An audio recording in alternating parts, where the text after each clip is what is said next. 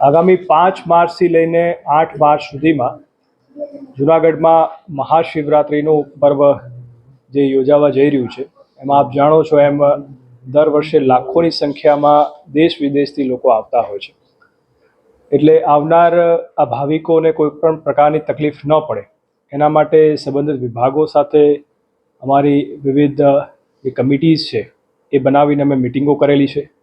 ઉપરાંત તમામ જે આખો રૂટ છે એના એક જગ્યાનું સંબંધિત અધિકારીઓ સાથે અમે એની ફિલ્ડ વિઝિટ પણ કરેલી છે અને એનું સુચારું આયોજન થાય એનું એક તકેદારી રાખી છે. ઉપરાંત આજે જૂનાગઢની અંદર જે પૂજ્ય સાધુ સંતો છે એમની સાથે પણ એક બેઠકનું આયોજન કરવામાં આવ્યું હતું અને મેળાના આ સમગ્ર આયોજનમાં એમના પણ અમે સૂચન લીધા છે અને એને પણ અમારા જે આયોજનમાં છે એમાં વળી લીધા છે કે જેથી એક સારા વાતાવરણમાં લોકોને એક સારું ધાર્મિક વાતાવરણ મળી રહે, આધ્યાત્મિક વાતાવરણ મળી રહે અને જે ભાવિકો આવે છે એક સારા વિચાર સાથે અને એક સારા અનુભવ સાથે આ મેળામાંથી પરત ફરે એવું ખાસ અમારું આયોજન આમાં રહેલું છે. ખાસ તો આપ જાણો છો કે આ જે મેળો છે એ મહાનગરપાલિકા વિસ્તારમાં આવતો હોય છે, એટલે મોટાભાગનો રૂટ જે મહાનગરપાલિકામાં આવે છે એના માટે મહાનગરપાલિકાના કમિશનરશ્રી અને અધિકારીઓ સાથે સંકલન કર્યું છે. જેના રૂટ જે છે એના પરના રસ્તા સમારકામ કરવાના હોય, નાના મોટા જે દબાણ દૂર કરવાના હોય, પાણીની વ્યવસ્થા કરવાની હોય, શૌચાલયની વ્યવસ્થા કરવાની હોય, સફાઈની વ્યવસ્થા કરવાની હોય, લાઇટની વ્યવસ્થા કરવાની, આ તમામની આપણે ખાસ તકેદારી રાખી છે. બીજું ખાસ જે પોલીસ વિભાગનું પણ આમાં ખાસ એમાં કામગીરી રહેતી હોય છે. એમનું ખાસ કામ છે ટ્રાફિક વ્યવસ્થા યોગ્ય રીતે સુચારુ રીતે ચાલે અને પાર્કિંગ યોગ્ય રીતે આપણે પ્રોવાઈડ કરી શકીએ એના માટે આ વખતે અમે વિવિધ જગ્યાએ પાર્કિંગના પ્લેસ નક્કી કર્યા છે.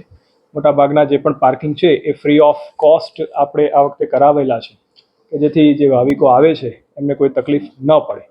અને આ સમગ્ર મેળા દરમિયાન આપ જાણો છો કે જે નાના મોટા સ્ટોલ્સ છે કે જેના મારફતે ફૂડ વગેરેની વ્યવસ્થા થતી હોય છે, જે ભાવિકો જે ભંડારા વગેરેમાં રોકાતા હોય છે તો ત્યાં પણ આપણે એને આ બધી વ્યવસ્થા પૂરી પાડતા હોય છે. તો ત્યાં ફૂડની યોગ્ય ચકાસણી થાય, કોઈ ભેળસેળવાળી વસ્તુઓ કોઈ દુકાનદાર વેચે નહીં. ઉપરાંત જે MRP લખેલી છે એ MRPથી વધારે કોઈ વ્યક્તિ એમાં વસ્તુને વેચે નહીં એની ખાસ તકેદારી રાખી છે. મોટા હોર્ડિંગ્સ વગેરે પણ મૂકીશું કે જેથી લોકોને એની ખાસ જાણકારી મળે અને કોઈ આવા કિસ્સા ધ્યાનમાં આવે તો ક્યાં ફરિયાદ કરવી એ પણ આપણે એમાં ખાસ ધ્યાનમાં લીધું છે. PGVCLની ટીમે પણ સમગ્ર રૂટમાં વીજળી પુરવઠો સતત ચાલુ રહે એની પણ આપણે સુચારુ વ્યવસ્થા આપણે એને ગોઠવી છે.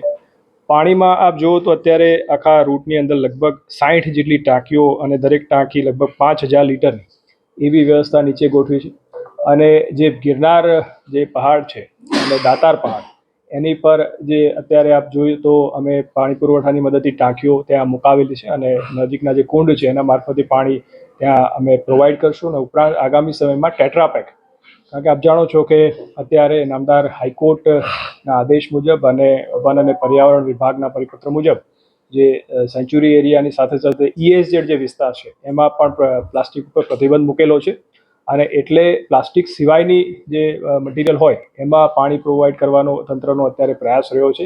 અને ટૂંક જ સમયમાં અમે ટેટ્રાપેક છે એ પણ દુકાનદારોને વિવિધ એજન્સી મારફતે પ્રોવાઈડ કરીશું અને હાલ જે પ્રશ્ન જે છે એનું પણ સુખદ સમાધાન થાય એવું પણ અમે અત્યારે ખાસ એમાં પ્રયાસ કરી રહ્યા છીએ. આ ઉપરાંત 3 દિવસ એટલે કે 5, 6 અને 7 માર્ચે સાંસ્કૃતિક કાર્યક્રમો પણ થશે કે જેમાં ખ્યાતનામ કલાકારો અને સાથે સાથે સ્થાનિક કલાકારો પણ એક ભક્તિમય વાતાવરણ અહીંયા ઉત્પન્ન કરે અને ભાવિકોને ભક્તિમય વાતાવરણમાં રંગે એવો ખાસ અમારો એક પ્રયાસ આ દરમિયાન રહેવાનો છે.